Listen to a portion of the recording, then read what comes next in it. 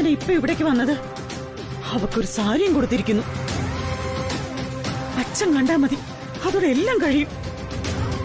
Okay, so അപ്പോ പറഞ്ഞ പോലെ കാണാം നമുക്ക്.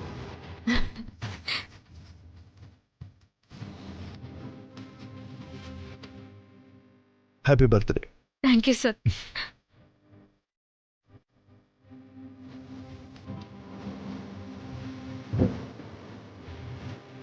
ബൈ.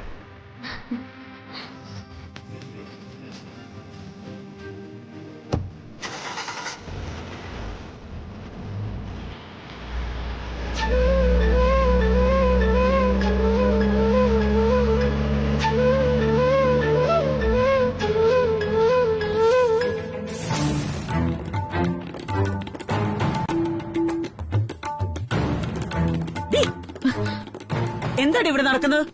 എന്താ നിന്റെ ഉദ്ദേശം? അമ്മ ഇവിടെ.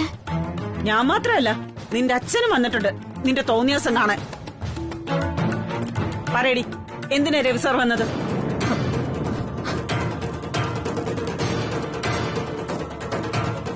എന്തിനാടി സാരി? എന്റെ കരിക്കൊത്തിയമ്മേ, എന്തൊക്കെ ഇവിടെ സംഭവിക്കുന്നത്? എനിക്ക് മനസ്സിലാവുന്നില്ലല്ലോ. ഒന്ന് പതുക്കെ. അമ്മക്ക് എന്തു പറ്റിയമ്മേ? എന്തിനാ കിടന്ന് ഒച്ച വെക്കുന്നേ? എനിക്ക് എന്ത് പറ്റിയെന്ന് അറിയണമല്ലേ?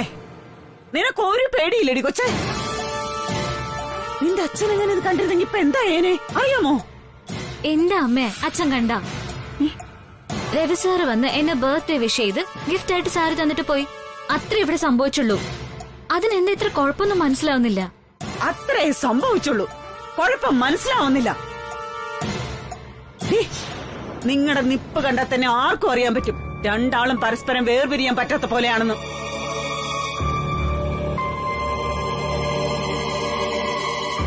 നീയല്ലേടി പറഞ്ഞത് നിങ്ങൾ തമ്മിൽ ഇപ്പൊ ഒന്നുമില്ലാന്ന്? എന്നിട്ട് എന്തിനാ പിറന്നാളെന്നും കിറന്നാളെന്നും പറഞ്ഞ ആ മനുഷ്യൻ ഇവിടേക്ക്? സരോജം,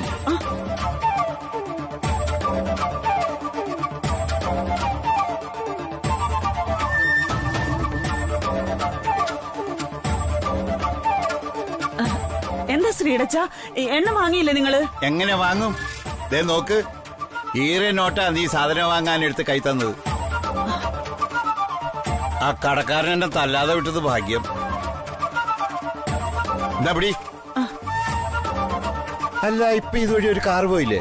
അത് രവിവർമ്മ സാറിന്റെ കാറിലായിരുന്നോ? എവിടെ എവിടെ എവിടെ? ഏയ്, അത് വേറെ വല്ലോരുടെ കാറായിരിക്കും. ശ്രീടച്ചന് തെറ്റിപ്പോയതാ. വെറുതെ എന്തെങ്കിലും പറയാതിരി. നിനക്ക് ഓർമ്മയില്ലാത്തതാ. ഒരു ദിവസം ഇതേ കാറിലാ സാറിനെ വീട്ടിൽ കൊണ്ടുവന്ന് വിട്ടത്. അല്ലെങ്കിൽ മോള് പറയട്ടെ, രവി സാറിന്റെ കാറിലെ മോളെ ഇപ്പൊ പോയത്? അതെ അച്ഛാ, അത് സാറിന്റെ കാറായിരുന്നു. അതാണ്, എനിക്ക് തെറ്റില്ല.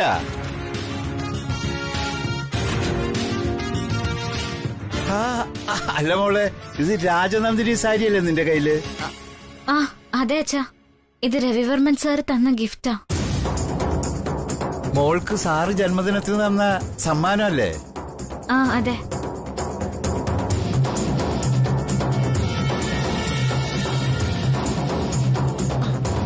എന്റെ ദൈവമേ, ആണോ? എടി ശ്രീ, നീ എന്തിനാ ഇത് വാങ്ങിക്കാൻ പോയത്? നിനക്കെന്തിനാ ഇപ്പൊ സാരിയുടെ അത്യാവശ്യം? അമ്മ എന്താ എങ്ങനെ പറയുന്നേ? എടി, രവിവർമ്മൻ സാറ് ഈ ബ്രാൻഡ് സാരിയുടെ ഓണർ. അതാ സാറ് സാരി സമ്മാനമായിട്ട് കൊടുത്തത്. നമ്മുടെ മോള് രാജതന്ത്രിയുടെ ഹെഡാണെന്ന കാര്യം നീ മറന്നുപോയോ? ഇത് അവൾക്ക് അവകാശപ്പെട്ട സാരിയാണ്. അതാ സാറ് കൊണ്ട് കൊടുത്തത്.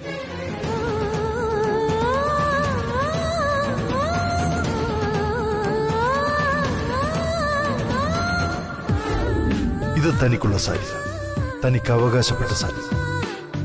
വിവാഹ സമയമാവുമ്പോൾ ഇത് തനിക്ക് തന്നെ വന്നു ചേരുമെന്ന് താനെന്ന് പറഞ്ഞിരുന്നു.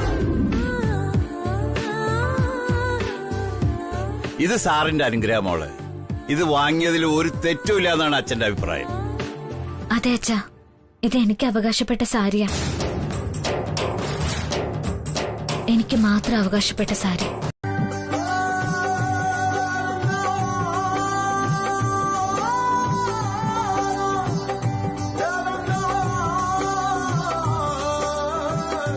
എന്താടി ഒരേ ചാറ്റിംഗ് ആണെന്ന് തോന്നുന്നല്ലോ. നീ വന്നോ? ഒരു മിനിറ്റ്.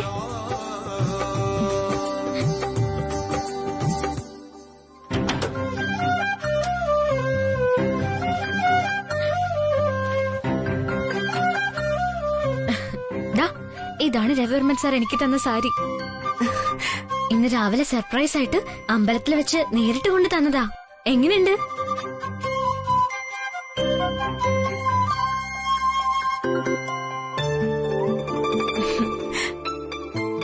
എക്സലന്റ്. നല്ല ക്വാളിറ്റി സ്റ്റഫ് ആണല്ലോ.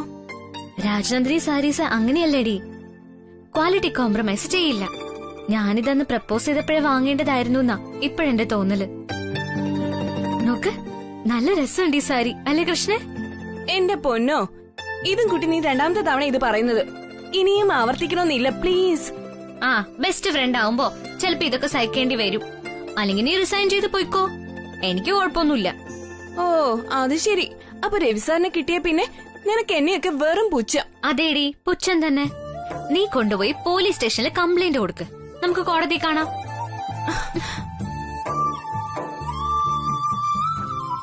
ഓ, എന്റെ രവിവർമ്മൻ സാർ എനിക്ക് തന്ന സാരി നോക്കടി, സോ ബ്യൂട്ടിഫുൾ. ഓഹോ, എന്നിട്ടാണോ അന്ന് സാറ് തന്നപ്പോ വേണ്ടെന്ന് പറഞ്ഞ് വാശി പിടിച്ചു വന്നത്? എന്നിട്ടിപ്പോ വലിയ ഗമയിലും വാങ്ങി ഒരേ പുകഴ്ത്തൽ. എടി, ഇന്ന് അത് ഞാൻ വാങ്ങാതിരുന്നതിനൊരു കാരണം ഉണ്ടായിരുന്നു. പിന്നെ അത് മാറി. ഇപ്പൊ ഇതെന്റെ അവകാശം. അവകാശം ഉനക്ക് പുരിഞ്ചതാ? പുരിഞ്ചത്. എന്തായാലും അന്ന് നീ ഇത് വാങ്ങാത്തത് നന്നായി. സാറിന്ന് കല്യാണാലോചനയായിട്ട് ഇവിടെ വരുമ്പോ സാറിന്റെ മുമ്പിൽ ഇത് കൊടുത്തൊരുങ്ങി ഫ്രഷ് ആയിട്ട് നിക്കാലോ. സത്യം, ആ ദൃശ്യം ആലോചിച്ചിട്ട് ഇപ്പോഴേ എനിക്ക് എന്റെ തൊണ്ട ഉണങ്ങുന്നടി. ആണോ? എന്നാ പിന്നെ ഞാൻ പോയി ഒരു ഐസ്ക്രീം വാങ്ങിട്ട് വന്നാലോ? ഒന്ന് പോടി അവിടുന്ന്.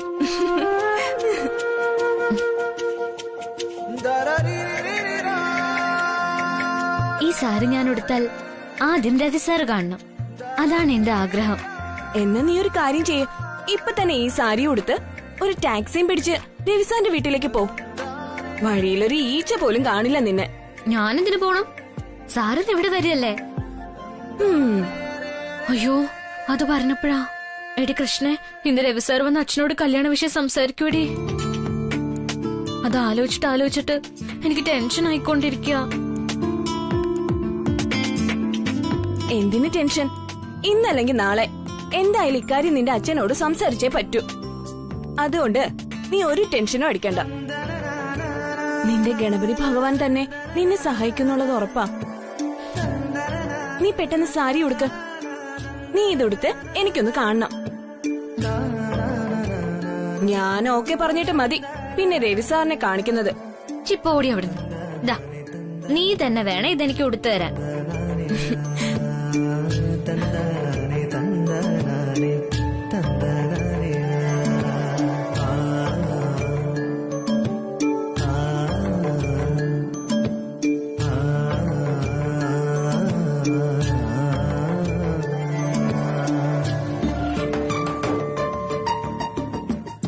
കൊള്ളാം, ആ സംസാരം എനിക്ക് ഇഷ്ടപ്പെട്ടു.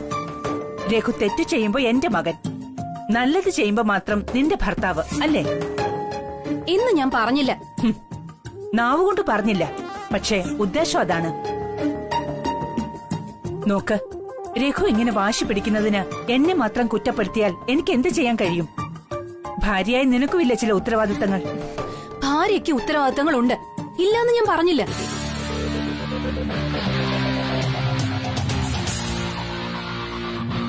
പക്ഷെ ഇത്തരം ദുർവാശിയൊക്കെ കുട്ടിക്കാലം മുതൽ വളർത്തിയ രീതിയുടെ കുഴപ്പോ.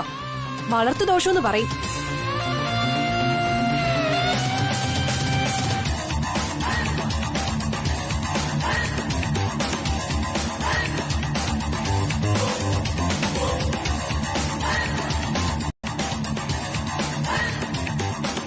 എന്തോറ്റിവിടെ?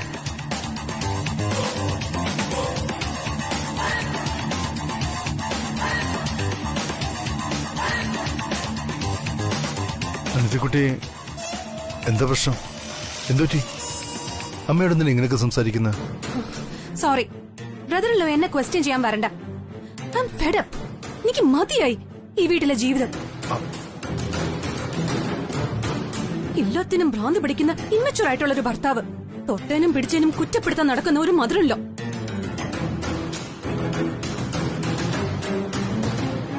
ഇവിടെ നിന്ന് ഓടിപ്പോയാ മതിയായിരുന്നു എന്നാ എനിക്കിപ്പോ. അനിയത്തിക്കുട്ടി പ്ലീസ്, ഇങ്ങനെയൊക്കെ സംസാരിക്കാൻ ഇവിടെ ഇപ്പൊ എന്താ സംഭവിച്ചത്? ആരെങ്കിലും അത് പറയൂ. രഘു കാണിക്കുന്നതിനെല്ലാം ഞാനാണ് ഉത്തരവാദി എന്ന് പറഞ്ഞ ഞാൻ പിന്നെ എന്ത് ചെയ്യണം? രത്രില്ല പറയൂ. ഇനി എന്നെ കൊണ്ടിത് സഹിക്കാൻ പറ്റില്ല. ഈ വീട്ടിൽ എനിക്കൊരു ഫുട്ബോളിന്റെ വില പോലും ഇല്ലെങ്കിൽ പിന്നെ ഞാൻ എന്തിനാ ഇവിടെ താമസിക്കണം?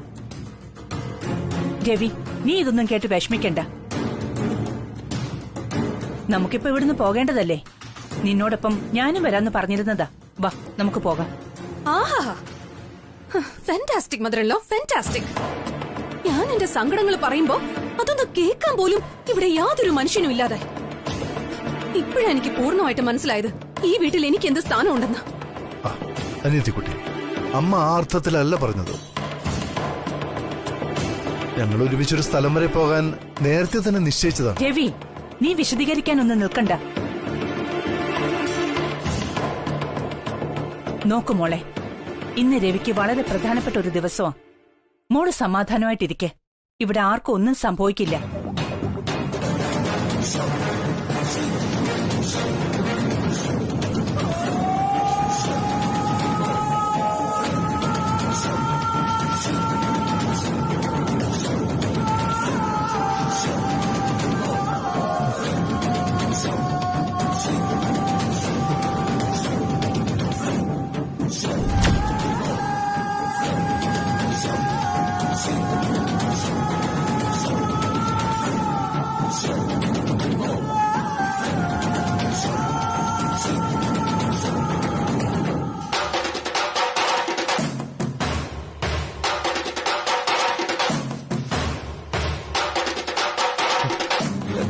എക്സ്ക്യൂസ് മീ,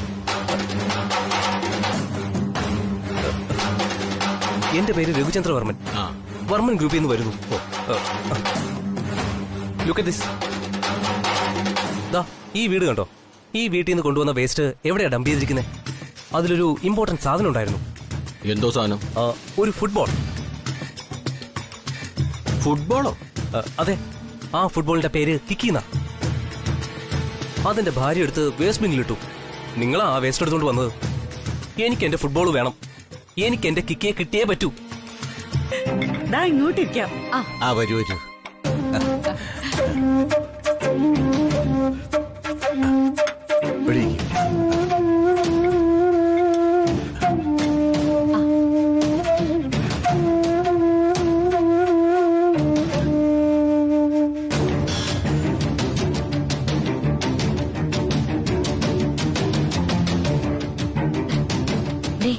ഒരു മിനിറ്റ്, ഞാൻ ശ്രദ്ധിക്കട്ടെ.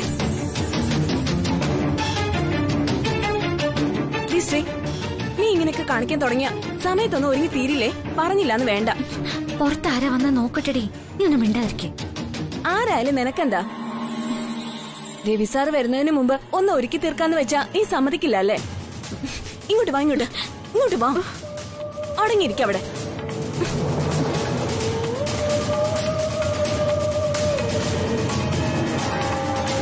അല്ല, മോളെ കാണുന്നില്ലല്ലോ. ഇപ്പൊ വരും. സാരി ഉടുത്തോണ്ടിരിക്കുക. ഇപ്പോഴത്തെ കുട്ടികളല്ലേ, കുറച്ച് സമയം എടുക്കും. കൂടെ കൂട്ടുകാരിയുണ്ട്. ആ, അത് ശരിയാ. അല്ല, ഞങ്ങള് വരുമെന്ന് നേരത്തെ അറിഞ്ഞതുപോലുണ്ടല്ലോ. ഏതായാലും കുട്ടി നന്നായിട്ട് സാരി എടുത്തിട്ട് വന്നാ മതി. ചുരിദാറിനേക്കാൾ ഡീസന്റ് ഡ്രസ് സാരിയാ. അയ്യോ, നിങ്ങൾ വരൂന്ന് അറിഞ്ഞുകൊണ്ടല്ല. ഇന്ന് അവളുടെ ജന്മദിന, അതാ സാരി കൊടുക്കുന്നത്. അത് കൊള്ളാം. അപ്പൊ നല്ല ദിവസമാണല്ലോ ഞങ്ങൾ പെണ്ണ് ചോദിച്ചു വന്നത്.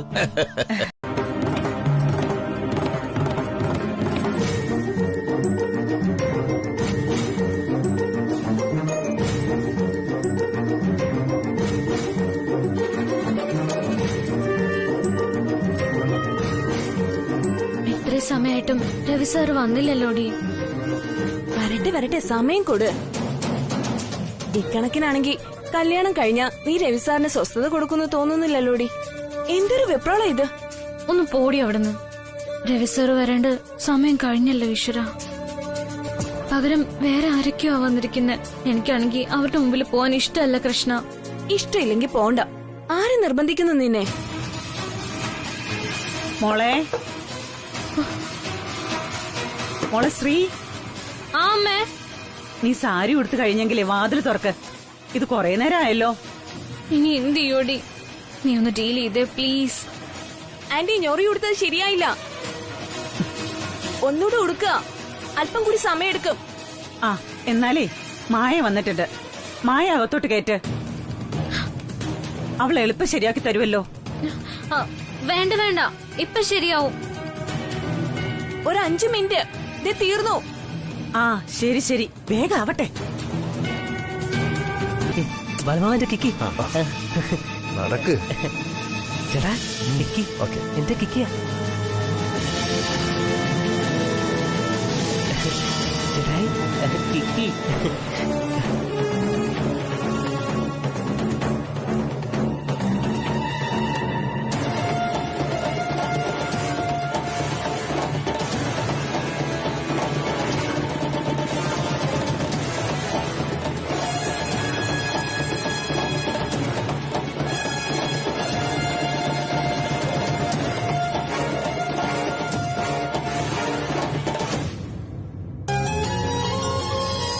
രാജ, വളരെ നന്ദിയുണ്ട്. നീ അത് കണ്ടുപിടിച്ചു കൊണ്ടുവന്നില്ലായിരുന്നെങ്കിൽ. അയ്യോ അമ്മേ, ഇതിനൊക്കെ എന്തിനാ നന്ദി പറയുന്നത്? ഇതെന്റെ കടമയാ. ദയവ് ഇത് ഇങ്ങനെയൊക്കെ സംസാരിച്ച് എന്നൊരു അന്യനായി മാറ്റി നിർത്തരുത്.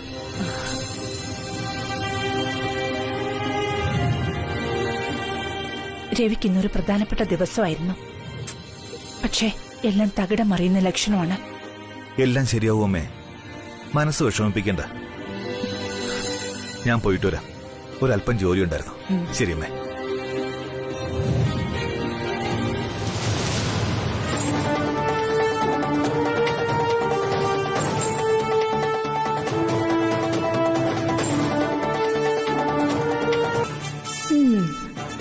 ശ്രീകുട്ടി വരുമെന്ന് തോന്നണില്ല. അവളെ മനസ്സില് വേറെയല്ലേ. അവൾ എന്തെങ്കിലും കള്ളത്തരം പറഞ്ഞ് ഇനിയും മുറിയിൽ പൂട്ടിയിരിക്കുന്നു ഉറപ്പാ. സപ്പോർട്ട് ചെയ്യാൻ ആ കാന്താരി അകത്തുണ്ടല്ലോ. അല്ല, മകനും ഇതുവരെ ഇങ്ങോട്ട് വന്നില്ലല്ലോ. എന്തു പറ്റി? ആ മോൻ വന്നോണ്ടിരിക്കുകയാണെന്നേ. ദേ എനിക്കിതാ മെസ്സേജ് വന്നേ ഉള്ളൂ. അപ്പോഴേക്കും നമുക്ക് മറ്റു കാര്യങ്ങളൊക്കെ സംസാരിച്ചു തീർക്കാം.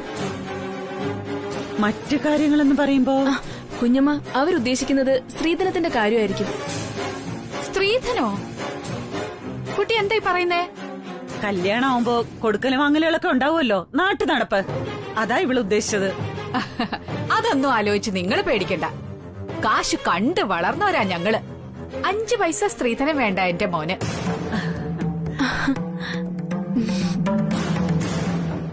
അതുമല്ല, ഇപ്പൊ സ്ത്രീധനൊന്നും വാങ്ങിക്കൂടുന്നല്ലേ നിയമം. മോന് മുമ്പും വിലപിടിപ്പുള്ള കാറും 150 പവനും ഒക്കെ തരാമെന്ന് പറഞ്ഞ് ആലോചനകളൊക്കെ വന്നതാ. പക്ഷെ ഞങ്ങൾ അതൊക്കെ വേണ്ടാന്ന് വെച്ചു. അതെന്താ വേണ്ടാന്ന് വെച്ചത്? സ്ത്രീധനം വേണ്ടെങ്കിലും ഞങ്ങൾക്ക് വേറൊരു കണ്ടീഷനുണ്ട്. അതാ എല്ലാവർക്കും പ്രശ്നം. അതെന്ത് കണ്ടീഷൻ? കണ്ടീഷൻ വേറൊന്നുമല്ല, കല്യാണം കഴിഞ്ഞ ശേഷം പെൺകുട്ടി ജോലിക്ക് പോകാൻ പാടില്ല. അതെ. അല്ല, ഞങ്ങൾക്ക് അതിന്റെ ഒന്നും ആവശ്യമില്ലാത്തോണ്ടാ. അതുമല്ല, സഹദേവൻ പറഞ്ഞതുവഴി രാജനന്ദിനി ഡിപ്പാർട്ട്മെന്റ് ഹെഡ് എന്ന് പറയുമ്പോ നല്ല ഭാരിച്ച ഉത്തരവാദിത്വമായിരിക്കുമല്ലോ. അതിനിടയിൽ ഭർത്താവിനെ നോക്കാൻ കുട്ടിക്ക് എവിടെ നിന്ന് നേരം കിട്ടാനാ?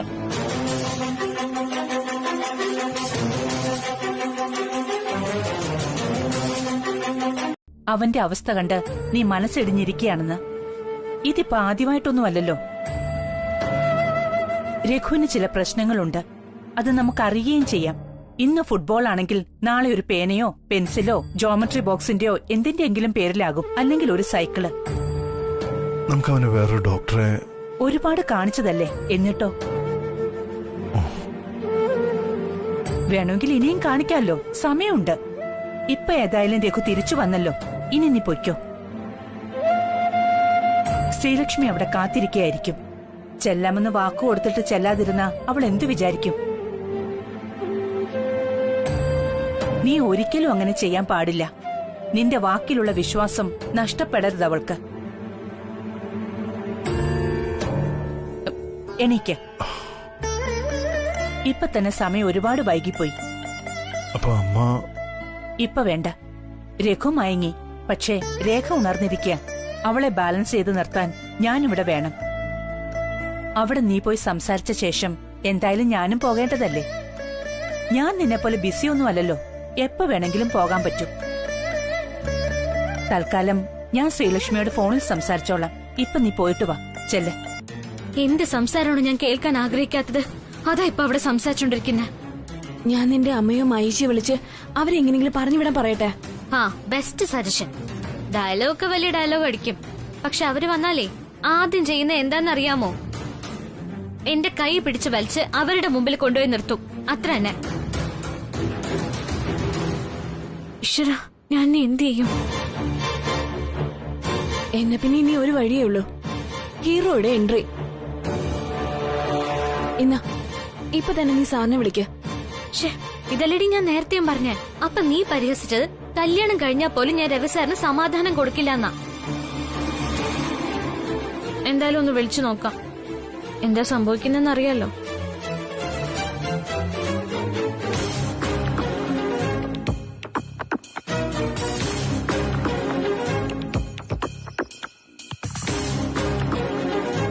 ഷെടാ, രണ്ടെണ്ണ അകത്ത് കയറി പോയിട്ട് എന്താണ് അവിടെ സംഭവിക്കുന്നതെന്ന് അറിയാൻ പറ്റുന്നില്ലല്ലോ. ഇനിയിപ്പൊ ഇടിച്ചു കയറി അകത്തുനിന്ന് നോക്കണം എന്താ നടക്കുന്നതെന്ന്. ഈ വീട്ടിൽ എല്ലാവരും ഒന്നാ.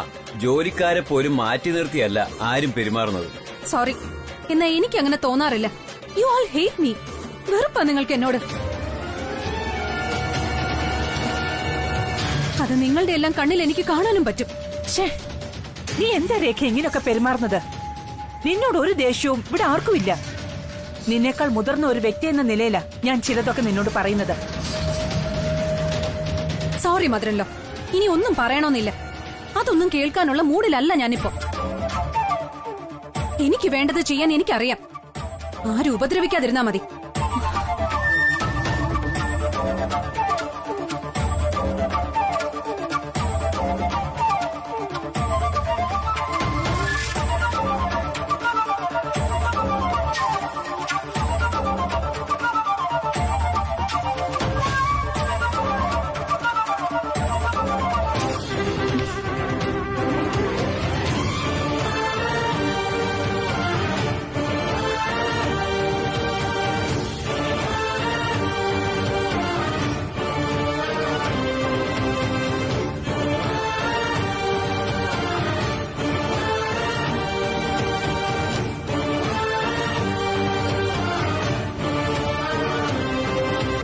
എന്നാ പിന്നെ ഞാനങ്ങോട്ട്.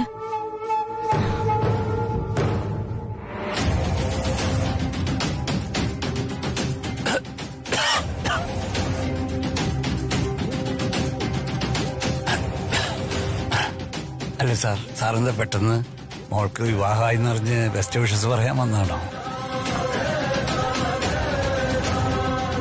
ഈ വരവൊട്ടും പ്രതീക്ഷിച്ചതല്ലല്ലോ. അത് ഞാൻ ഒരു നല്ല കുടുംബജീവിതം കിട്ടണമെങ്കിൽ സാറിനെ പോലുള്ള വലിയ ആളുകളുടെ അനുഗ്രഹം എപ്പോഴും എന്റെ മകൾക്കുണ്ടാകണം. ഒപ്പം അവളുടെ വിവാഹം നടന്നു കിട്ടണമെന്ന് അനുഗ്രഹിക്കണം സാർ.